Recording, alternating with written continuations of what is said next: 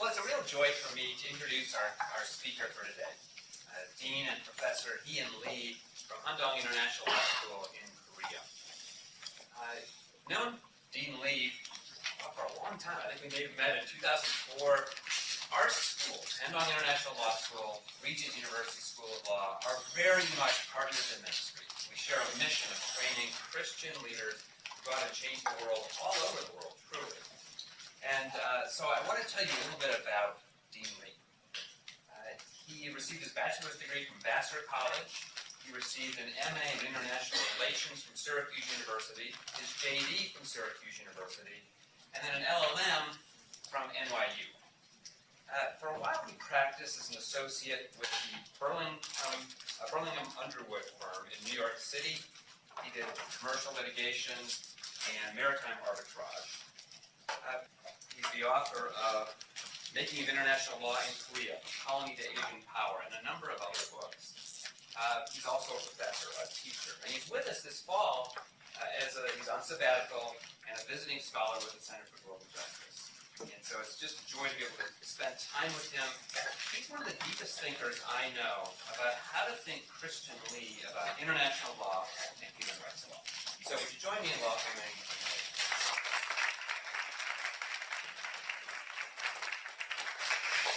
Thank you, Professor John, for the very kind introduction. Let me first apologize sincerely to all of you. Today apparently is bow tie day here at the law school. I was in law school, I took trial advocacy. You're supposed to look at the local rules, so I didn't currently look at the local rules here. So I just have a tie, but no bow tie, so my apologies for that. Let me also thank the Center for Global Justice, Human Rights and the Rule of Law for hosting me this semester while I'm on sabbatical. One of the reasons why I decided to come to Regent, as Professor Brown mentioned, was because of the close relationship that we have between my law school, Handong, and also Regent, but also because Regent is really a place where there's a lot of leadership in the area of thinking Christianly about the law. And I can't tell you how blessed you all are to be able to be in a school that is filled with people who are interested in thinking about, as a Christian, how our faith affects our understanding of the law. And I want to really thank Professor Brown, who 15 years ago, when he was Dean of Law School, visited our campus. We were just a very young law school, a new law school. I was a very relatively young law professor at the time, young administrator, and I know just watching him and his life and the way he's conducted himself as the leader of Regent really encouraged me in my faith, but also sort of in my work as a law professor. So, so thank you, Professor Brown, for all that you've done for the law school here, but also for your encouragement over the years as being a great friend at the time. Now, the topic that I would like to sort of introduce you to today is this topic of a shrimp between two whales. Now, this is an old Korean saying. Korea, as you know, is located in East Asia. It's a small little country right over here, right there. And when we think of this old Korean saying of a shrimp between two whales, Korea's the shrimp. And the whales historically were Japan and China. Right? And so Korea's always found itself to be in a precarious situation between these two great powers. Now, during the Cold War, those whales probably were the Soviet Union and the United States. Today, it's probably looking like three whales, the United States, China, and Japan. Right? And so this is the sort of predicament that Korea is in, and so the topic of my discussion, just sharing this afternoon with you, is about politics and law in Northeast Asia and Korea and its relevance. Now, why should it matter to anybody? Well, I think it matters, to us generally, is because Korea is one of those countries where Christianity took root in Asia. If you think about this for a moment, if you know anything about Asia, Asia doesn't have a sort of Christian tradition, so historically, or naturally, organically. You might talk about India. Maybe Thomas, when he went to visit India, the story goes that he spread the gospel in that part of the world. But in terms of East Asia, Korea, Japan, China, the sort of impact of Christianity was very, very minimal over the years.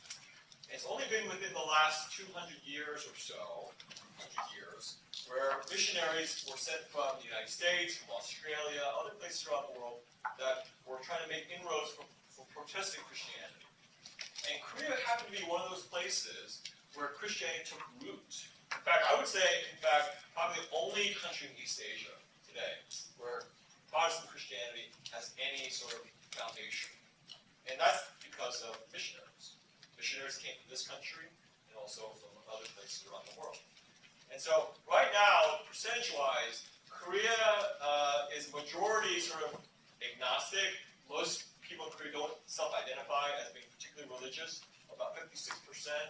But among the people who identify themselves as religious, the largest group of people are Christians, at 19%. Now, if you include both Catholics in that percentage, that goes to about a quarter of the population. Now, I think that's an astounding figure, if you think about it in the context of Asia. So, this has had great impacts on Korean society, politics, education, all the areas that you would think Christians would be influential in. You can see it in Korea. There was a point in the recent history of Korea where the president, the attorney general, and the chief justice of the Supreme Court were self-identified Christians. This is only about the last 10 years. And so that to me, that's an amazing thing, being from Korea and being a Christian. Okay? And so I think it matters also because Korea also is a sending nation for missionaries now. It's the second largest behind the United States, sending missionaries to other parts of Asia as well as other parts of the world. So to me, in God's plan of salvation, Korea has some meaning. And I think it's not a mistake why Korea is in the position that's in today. And so my purpose for this presentation is just to introduce you to some of the dynamics that are happening in this part of the world. Of course, if you watch cable news, this place gets a lot of attention, right, because of our neighbors to the north, right? But you'll be hearing more about this probably in the coming months and coming years in terms of how this all works out for God's glory. Now, this is Korea superimposed on Texas. Korea is small, really small. In fact, I looked it up, and Korea is not even bigger than Virginia, South Korea. Virginia is 42,000 square miles. South Korea is only 38,000 square miles. Now, the population of Virginia, I think, is about 8 million. The population of South Korea, 51 million. Okay, so you can think about 51 million people living in a landmass less than Virginia. So Korea is really dense, like dense in terms of population. But physically, in terms of landmass, very, very small. Now, just to give you some more statistics about Korea. When I say shrimp between two wheels, I really mean a shrimp. Japan and China historically are the two great regional powers in the region. China's size, in terms of physical landmass, is about the size of the United States. About 3.89 million square miles of landmass. Of course, 1.7 billion people, right? Japan has a landmass significantly larger than South Korea as well, with significantly bigger population. Now, in terms of the economy, Northeast Asia, this part of the world, is really interesting because two of the three largest economies in the world live in this region, right? The United States is the largest economy, but China is right behind, and Japan. Okay? And so if you think about statistically, Korea, among ranking as well, South Korea is the 11th largest economy in the world. So with the second, third, and 11th largest economies in the world, you're talking about maybe one-fourth of global production happens in this region. Manufacturing, one-fourth of all global manufacturing happens in this area. Okay. Not to mention that money, there's a lot of money in this region as well, in terms of foreign currency reserves.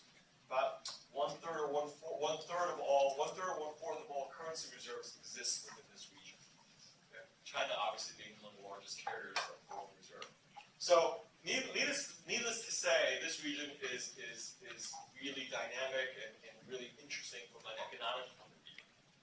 politically as well.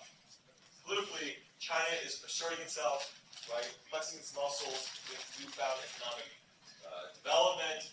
Japan has insisted on having a seat as a permanent member of the Security Council. Japan wants to take more leadership in this area. Obviously, the tension between North and South Korea dominate the news today about nuclear weapons and whether or not North Korea will ever give up its nuclear weapons in light of what's been happening with President Trump and the U.S. administration. So, a lot of things are happening in this part of the world. So, what I like to do is just, again, talk a little bit about some of the issues that Korea faces in relationship to these bigger issues that are occurring within the region. Let me give you a brief history sort of Korea, if you don't know much about it. Korea is an ancient kingdom. It has an ancient history, going down to before Christ. People have been documented to be in Korea, the peninsula at that time. And over the years, successive Korean kingdoms, we didn't call it Korea because Korea didn't exist before the 20th century, but it was called Joseon, the Joseon dynasty, and various dynasties that sort of went in familiar succession with that line of families. And at some point, Korea was, just like other parts of Asia, was drawn into sort of encounter with the West. As you may remember from history, in the 19th century, the West took a very keen interest in Asia, particularly East Asia, and wanted to trade with China. Before that, obviously, there were Europeans in Indonesia, in the Dutch East India Company. There were efforts to enter into India, but China, Japan, and Korea were relatively sort of isolated from this movement until the late 19th century, when there was gunboat diplomacy, right? The British and others sort of forced China to open up itself and created a number of unequal treaties with China. And because of that, the West was able to open up China. And of course, the United States did this with Japan. Commodore Matthew Perry went into Tokyo Bay with gunboats. And the Japanese could not resist. They had to open up trade between the United States and Japan. And so this was all happening in East Asia in the late 19th century.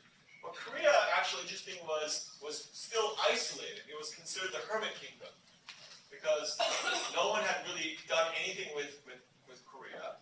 And given its relatively small size and its relationship to China, Korea was sort of kept out of Western colonialism. So, in fact, Korea was not opened up by the West, it was opened up by Japan. Japan had imperial ambitions. And so Japan, of course, in the course of the early 20th century, started to create the Japanese empire. So, starting in 1910, these are Japanese soldiers making Seoul. Now, Seoul, of course, doesn't look like this today, but about 100 years ago, this is what Seoul looked like. And now you had the Japanese soldiers marching through Seoul.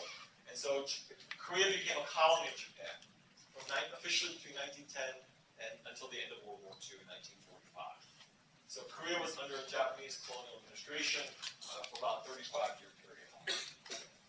Now, that history with Japan and its relationship to its neighbors has really shaped Korean politics, has shaped Korean international relations, and has shaped really Korea's sort of reference with other parts of Asia.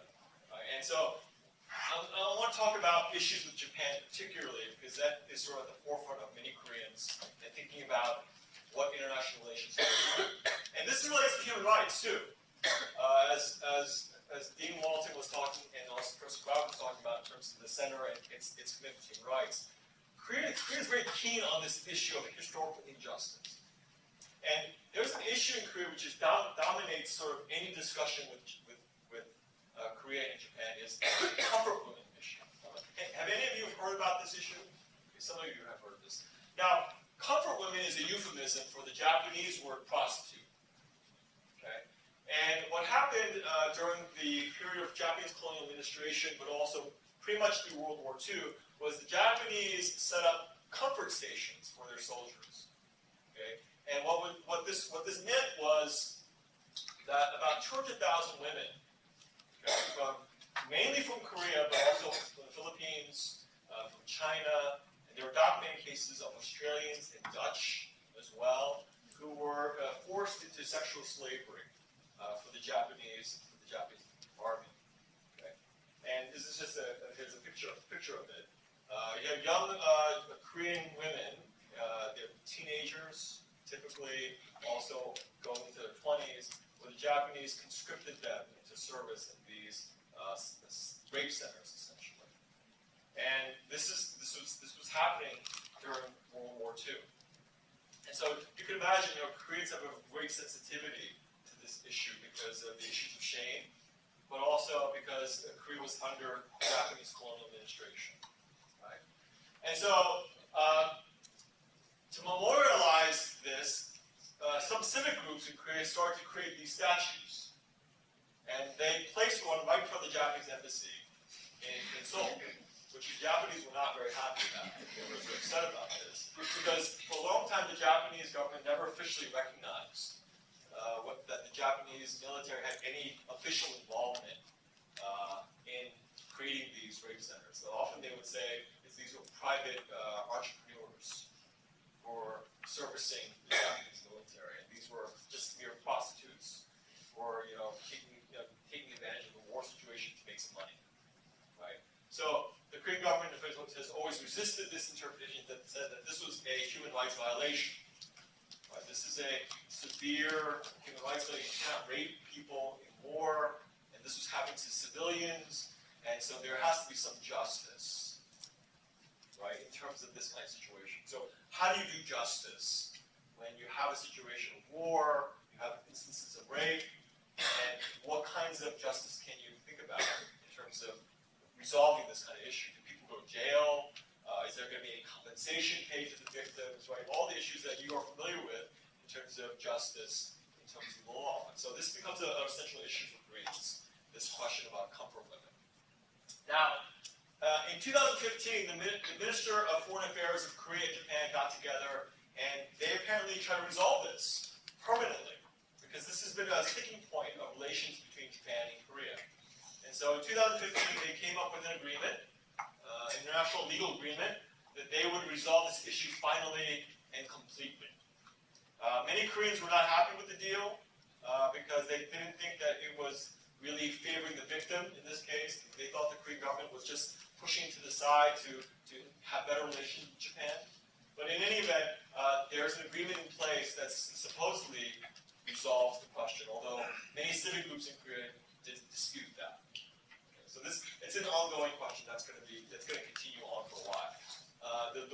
The grandmothers, they're now they're grandmotherly age now. These women, many of them are dying off, and so many people are afraid that once they completely die off, this issue will be kind of forgotten. So there's a rush by civic groups in Korea to raise awareness of this question and to sort of call on Japan to make an apology as well as some real reparations. Another question Korea has also is dokdo. Now, you probably never heard of it, but for Koreans, this is another big deal. This is what it is. It's tiny islets in the Sea of Japan. In fact, actually, there's another issue. Koreans don't like to call it the Sea of Japan. They like to call it the East Sea. Okay, that's another question altogether. We won't go there. But this is what it is. It's small. It's not really an island. It's rocks in the middle of the ocean. But this is a contention of great dispute between Korea and Japan. And just to give you a sense where it is, it's located right here. This is a Korean island. This is a Japanese island. This is where it's located. But Korea and Japan every year fights over this vehemently. They call the ambassador in from each country. They give a crowd meeting to the ambassador. You always have a photo op when the ambassador goes into the ministry. They look very solemn face because they're going to be yelled at by the minister. And they go out. This is the routine every year. And also textbooks too.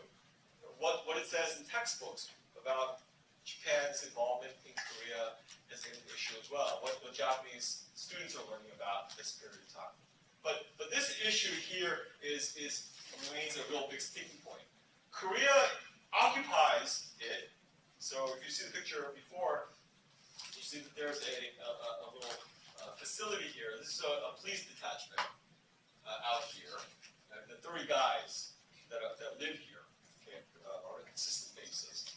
And Korea is an occupation, it's possession, but Japan disputes sovereignty.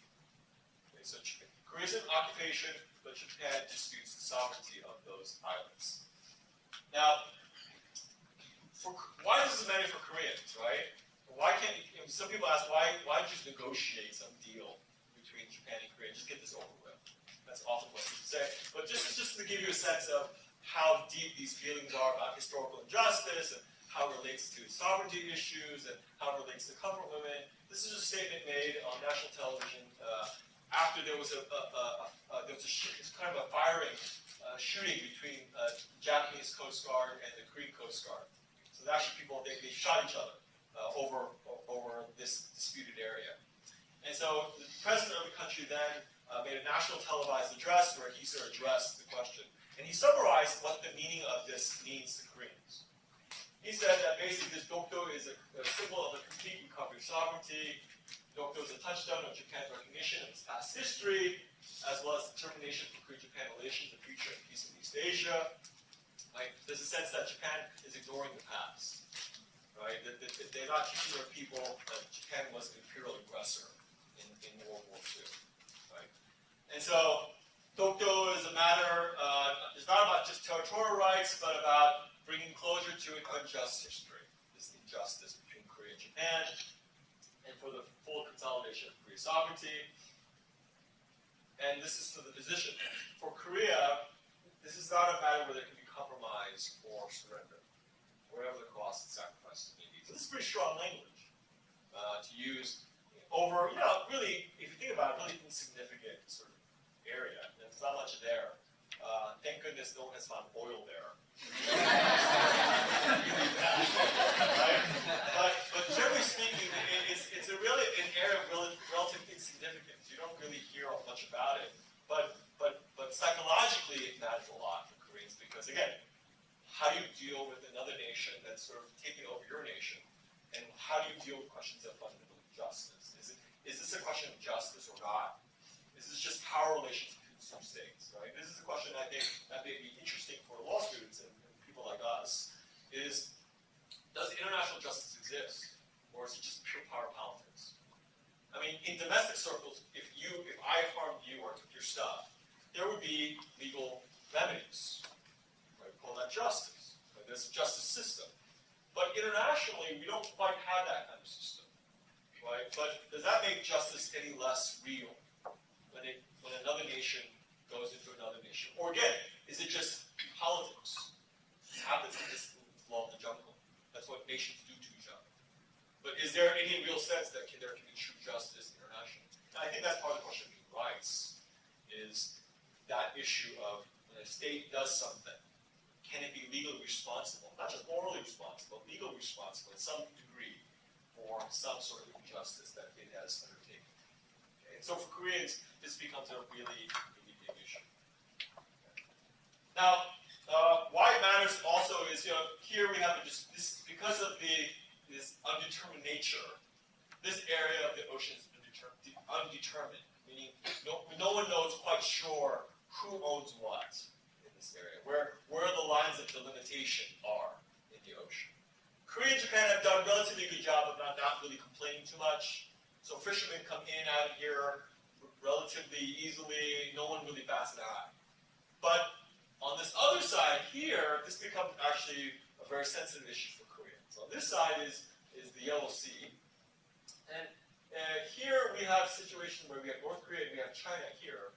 And in this area, it's a pretty sensitive area because Chinese fishermen end up coming here and they harvest particularly blue crab. Blue crab is a very big specialty in this part of the world, and a lot of Chinese fishermen end up coming here, and the South Koreans are very unhappy about that. Okay? And so this becomes one of the big issues in China, illegal fishing. And so this is a U.S. coast. This is not U.S. This is Korean Coast Guard ship, and sort of corralling these Chinese fishing vessels. And so whenever the Chinese fishing vessels come into Korea's exclusive economic zone, now what that means is, under international law, there's a treaty called the United Nations Convention on the Law of the Sea, the Law of the Sea Convention. And almost every state has signed that convention, with a few notable exceptions in the United States. But otherwise, there's reasons for that. I'm not critical of the United States for that. But there are, Korea and China are signatories and have ratified the treaty. And so there's certain zones within that treaty that you have exclusive rights to. And it goes from your baseline, I'm not too technical, but from 200 nautical miles into the ocean is your exclusive area where you have exclusive right to fish, to engage in undersea mining, oil exploration, and you can exclude everyone else in that 200 nautical mile region. But as you know, in this part of the world, there's overlap. You can imagine it overlaps in certain areas. In these overlapping areas is where there's a lot of dispute about who owns what and who has access to what, right? And so the Koreans have been very adamant about asserting a certain line in the ocean, that's ours. And so the Chinese, when they find the Chinese coming in, they arrest the ship and confiscate the ship and then send the fishermen back to China. But this has caused real problems.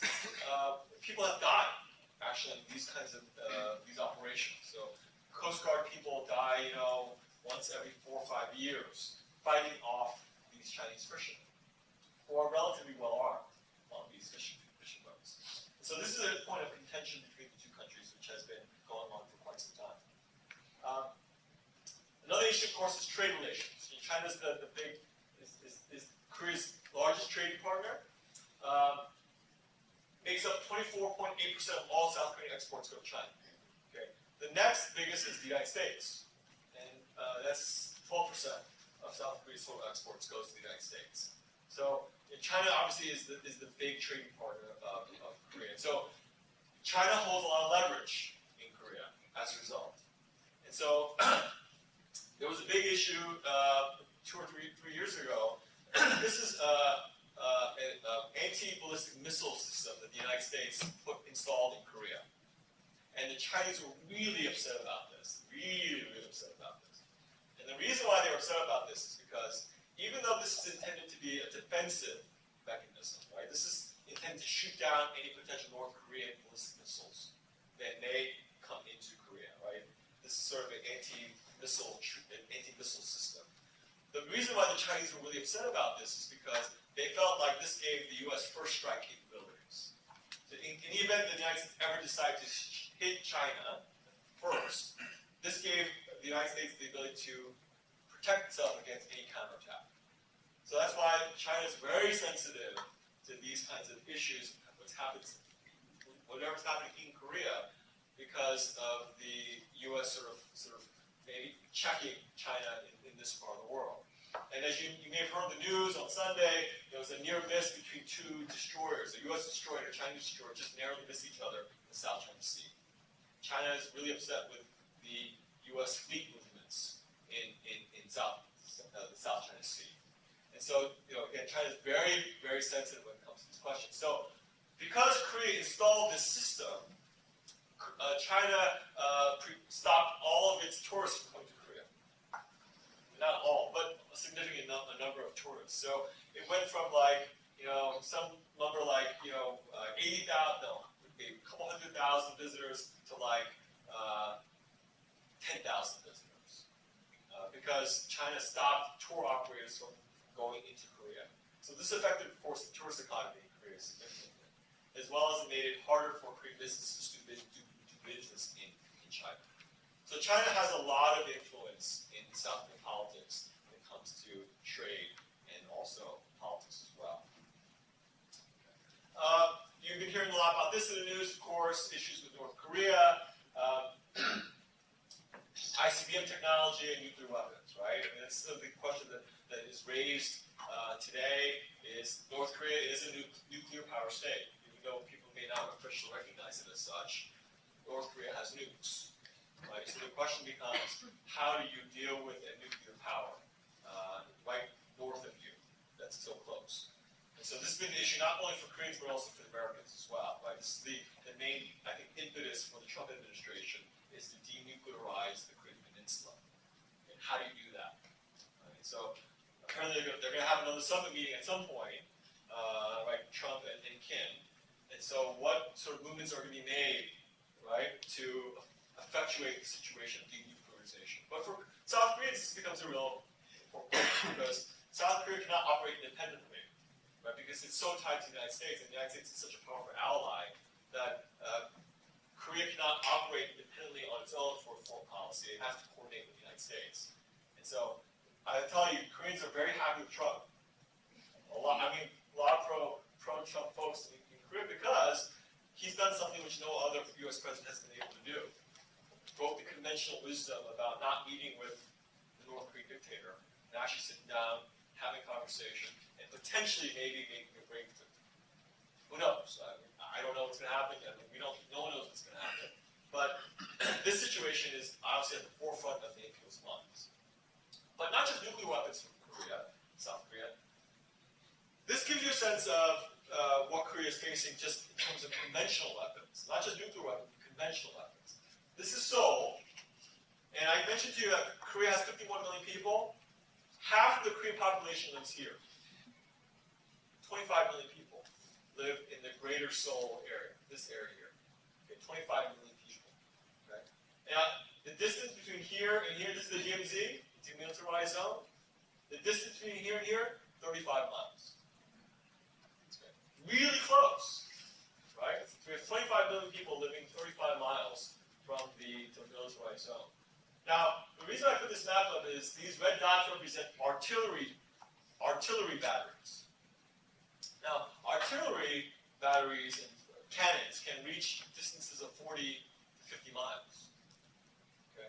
So what this means is, beyond just intercontinental ballistic missiles, right? You just have artillery shells that could come and be launched into Seoul, right? And estimates are within the first hour of a first strike by North Korea, 10, 15 million people could die, right? Within the first hour.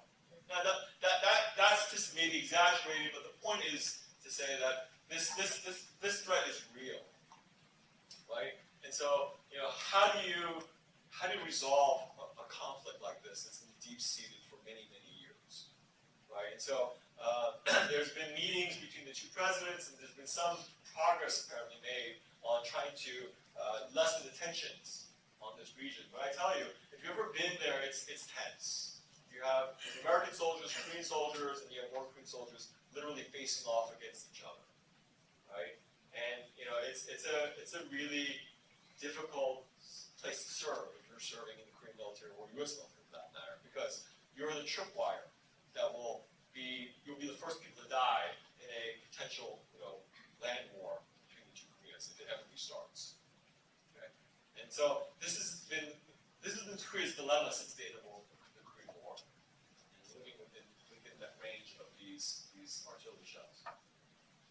Another issue between North and South is this line as well, this line here into the ocean. This is called the Northern Limit Line, or the NLL. The Koreans and the Americans drew this line towards the end of the Korean War. The North Koreans say, no, the line should be here, so they dispute where the line should be. And this is significant because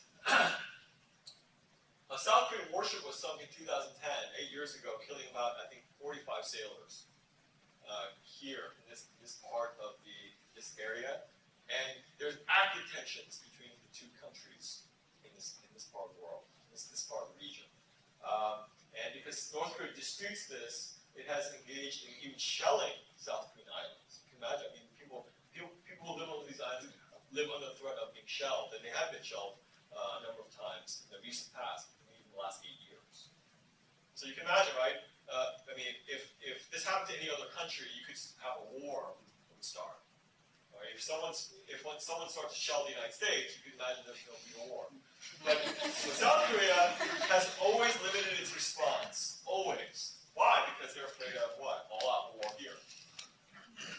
So Korea has never really responded with much force against North Korea because South Koreans are afraid of restarting another Korean war. Now, technically, as you know, Korea is still at war. There was never a peace treaty signed between the two sides. All we have is a legal document called an armistice. And an armistice is just an agreement to halt hostilities. That's all it is. But it's not a permanent halt of hostilities. It's a temporary halt to hostilities. But that's been the legal regime that Korea has been under for the last 60, 70 years. Okay, so that's why people are talking about peace treaty now, about whether that can happen, what the prospects of that. But anyway, Korea is under that kind of regime. And another issue, I think this picture is a North Korean gulag. It's a prison camp. North Korea is known as one of the greatest abuses of human rights today. Right? And not to mention, if you're a Christian, forget about it. Right? I mean, people who have any sort of resistance to the regime are put in prison camps. And these are just as bad as what you might have heard from Nazi concentration camps in World War II. People are regularly tortured. People who have come from those prison camps that talk about regular torture, beatings, starvation, and the kinds of people who are put in these prison camps, and numbers in the thousands, whoever's politically an enemy of the Kim regime, put into these typical prison camps. And if you know something about North Korea, it's kind of like state religion, right? We have sort of the holy trinity of North Korea: the grandfather, the father, and the son. Right? And these three figures are worshipped, right, in North Korea. Right? Regularly, you see, it's kind of hard to imagine in the 21st century that people bow to statues. Right? But these great big golden statues of the Kim family, and people regularly pay homage and also to bow before the throne, so to speak, in sort of state worship of this particular family. And make no mistake, this is a really repressive rule regime. Right? And so one of the questions becomes how you deal with human rights issues when you're also dealing with engaging the Kim regime on denuclearization. Should they be linked? Should they be separated? These are all issues for policymakers to consider. But North Korea is a great abuser of human rights, for sure. Now lastly, I'll just talk very briefly about some of the challenges facing South Korea given this environment. China is rising, right? China has made really big efforts to increase its portfolio and also its presence in Asia. So you may have heard of this One Belt, One Road. This is something that China is investing lots of money in, billions of dollars of investment into creating an infrastructure network for Chinese goods to be exported into Europe. This is so the old Silk Road. You may have heard of the Silk Road, which was helped trade between the West and the East. Well, China is reviving that and investing, billions of dollars in infrastructure, railways, highways, ports, deep water ports, in this area. So they have lots of money, so they're investing it, and so with that money comes influence, obviously. And they're investing a lot also in Africa as well. And so China is really muscling its way into the global economy. Particularly at a time when the United States seems to be retreating a little bit, China seems to be at least advancing itself as an alternative to sort of an American model of the global economy. So this is a reality for Korea, has to consider what it's going to do in light of this One Belt, One Road policy. Japan. Japan, of course, this is the flag of the rising sun. This is sort of I know people have flag controversies lots of different places, but this is the flag controversy in Asia. This is the imperial flag of Japan. And just to give you a sense, Japan was invited to participate in some naval show in Korea. The South Korean government asked Japan not to fly this flag because it has connotations of Japanese imperialism. Japan refused. I'm sure there's going to be something coming out of that. But in any event, that symbol and also Japan's assertion of its own power becomes relevant. Korea always has to be concerned about what's happening in Japan. Japan only spends 1% of its GNP on its military. And the reason why is because Japan has a peace constitution that was sort of partly drafted by the United States. And so in the constitution of Japan, it outlaws war. Any offensive war is constitutionally illegal in Japan. And so as a result, historically, Japanese governments have only spent about 1% of GDP on self-defense forces, no offensive military capabilities. The current Prime Minister of Japan is Shinzo Abe, who is much more of a nationalist, wants to get rid of the peace constitution, and wants to increase Japanese military spending and give Japan more capabilities, as he says, to defend itself against threats. And so, if Japan spent, right now it's about the 8th largest spending in terms of military spending, even though it spends only 1% of its GDP on military. If it spent anything like Korea spends about 2.6% of its GDP on military. If Japan spent that much amount on its military, it would be the 3rd largest military spender in the world, behind behind the United States and China. So you can imagine, Japan can level up its military very quickly in a very short amount of time because of the size of its economy. So Korea is always concerned about Japan's military spending, but also potentially what might happen in the future. Not now, but certainly in the future. And lastly, this is of course the X factor, right? What's going to come out of this? No one quite knows what's going to happen. There's talk about Nobel Prizes being awarded, apparently, to maybe not President Trump, but maybe to Kim Jong-un, to President Moon, possible. But this isn't real. What's going to happen? Again, your guess is as good as mine. Whether there will be real denuclearization. In fact, will there be no nuclear weapons in the Korean Peninsula? Hard to imagine, but who knows? This was just taken last month. This is the 2nd summit between the 2 leaders. This happened in Pyongyang, and they came up with a declaration which reaffirmed many of the things that people are talking about now about greater economic cooperation, connecting rail lines between the 2 countries, and denuclearizing the peninsula. Okay, so this apparently is causing maybe some momentum in that direction. And President Moon is sort of kind of go-between President Trump and Kim. So he's kind of trying to broker a deal between the 2 sides. Again, what will happen? Who's to say? Now, we talk about lots of different things, and in a nutshell, what Korea is doing, what Korea is facing. Korean Christians are obviously watching the news very carefully and seeing what's going on here. But I can tell you that Christians in Korea are very self-conscious about what's happening in the world and what's happening in Korea. Something's happening, obviously. In God's providence, something is going on. We don't know what's going to happen in the future, but I think Korean Christians, the church particularly, feels like maybe the door's opening to the gospel in North Korea. Who knows, right? And so, I'll just leave you with this, something you're already familiar with, right? This is Psalm 146. Do not put your trust in princes, and son of man, in whom there is no salvation. When his breath departs, he returns to the earth. On that very day his plans perish.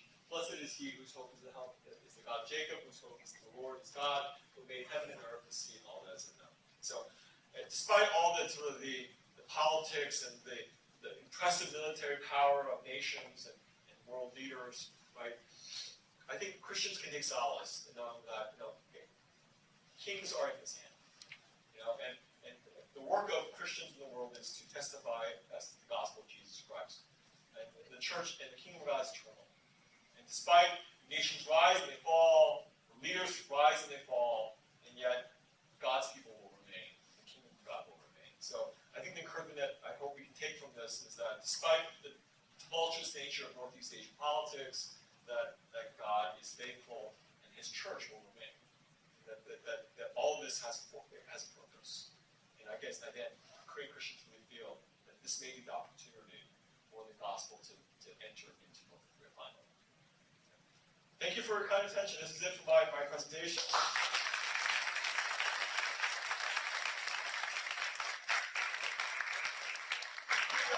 Yeah, time for a few questions, so we'll take some questions from the audience. Ms. Reinkover.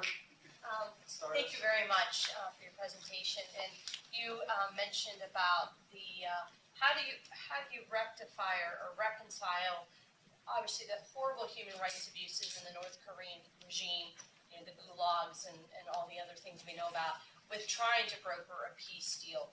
And what do you you say, and just your opinion on what things do we say, we're gonna let this go for now, because if we can reach denuclearization, obviously that is wonderful for the Korean Peninsula, that's wonderful for the world. And I think that's something that as President Trump and Kim had met, there was a great concern that, there was this praise of Kim, but yet kind of not mentioning the fact of all of the horrible things that he and his family have done. So just your thoughts on that. But that's what you pointed on is the historical sort of policy debate that happened in the United States and other places, right? About when you engage another country, do you link other issues with human rights?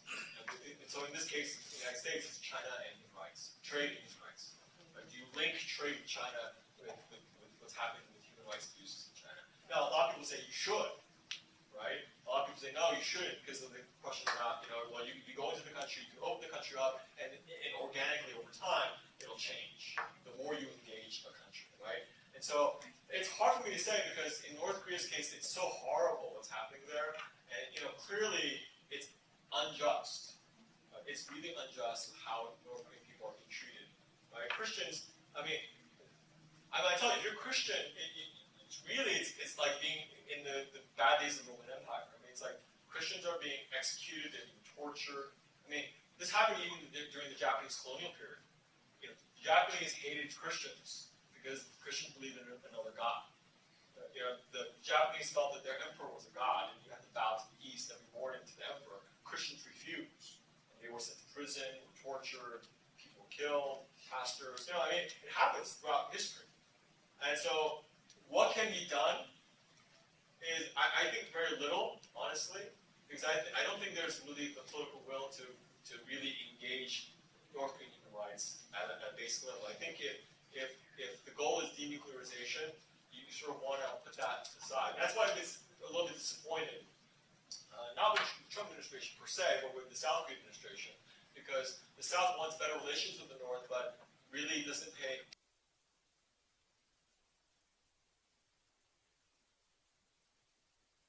And in the future, if there's reunification between the two sides, the issue of transitional justice is going to be huge.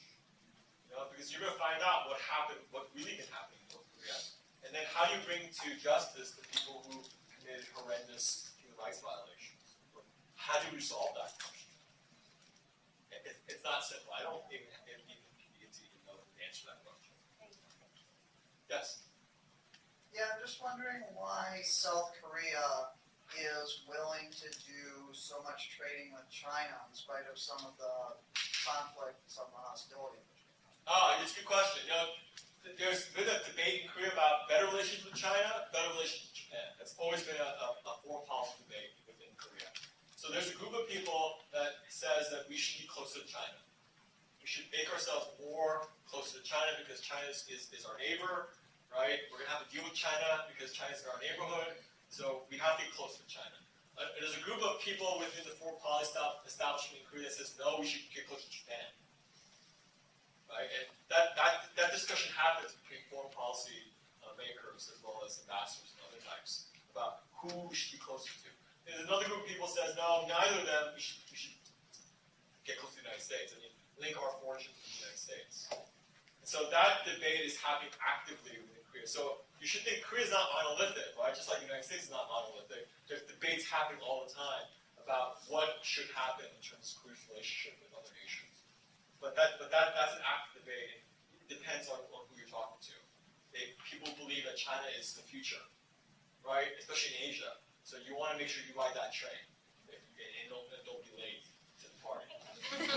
Yeah. You mentioned the emerging Christian influences in Korea. How do you reconcile a lot of their participation in treaties that tend to emphasize human rights from a non-Christian perspective, especially in the United Nations, emphasizing certain rights that aren't really, rights based in biblical tradition? So how do you reconcile that emerging Christian tradition and then the government actively participating in a global bureaucracy? I think Christianity in Korea is relatively young in comparison to other places. And so you can imagine, Christians in Korea have different sort of sensibilities when it comes to engagement in politics, law. I think the United States has a deeper tradition of Christians really actively thinking about how law relates to how faith relates to law and how that might be expressed, right? A region is a good example of this, obviously. I mean, obviously because of this sort of tradition in American history, the church and its influence in the United States, you can have a school-like region. Other places, you'd be hard-pressed to find a school-like region in other countries, right? So Korea, if you think about it, is still relatively young as a nation, but also in terms of its Christianity. And so I think more and more Christians are becoming more active in the political sphere, in education and other areas. So our school is part of that sort of movement. But I think you're still seeing the sort of a nascent movement of sort of Christians who are becoming much more politically active and raising voices when it comes to engagements like social issues, but also what you're suggesting in terms of treaties and what have you. Yes? What would you say are the key reasons that the armistice didn't progress into a peace treaty between North and South like years ago? You know, it's the political will, but also the United States was never willing to recognize, right, North Korea as a sort of equal party. For a long time, and this isn't true in Korea, the Korean Constitution, South Korean Constitution believes that Korea is still one. It's a political division, not a legal division, from the Korean constitutional perspective. Yeah, there's a separation between politics and law. Politically, they're separated, but from a legal point of view in Korea, it's still one nation, right? So this has been hard to reconcile, and I think within Korea, because Koreans really believe this is still one nation. But we have a political situation that has divided the two countries. So as a result, that's why you don't see, there's no embassy of North Korea in South Korea, right? Because that would be an official recognition of North Korea as a state.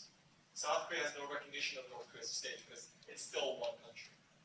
And the United States has shared that attitude that North Korea is not sort of an equal party. So therefore, there's no need to, you can't negotiate with a party that's not a state, right? Because only states can create peace treaties, right, between the two sides. So the ability, and also there's no political will as well to do that. It's a good question. Any other final questions for Dean Lee? Please join me in thanking him for coming.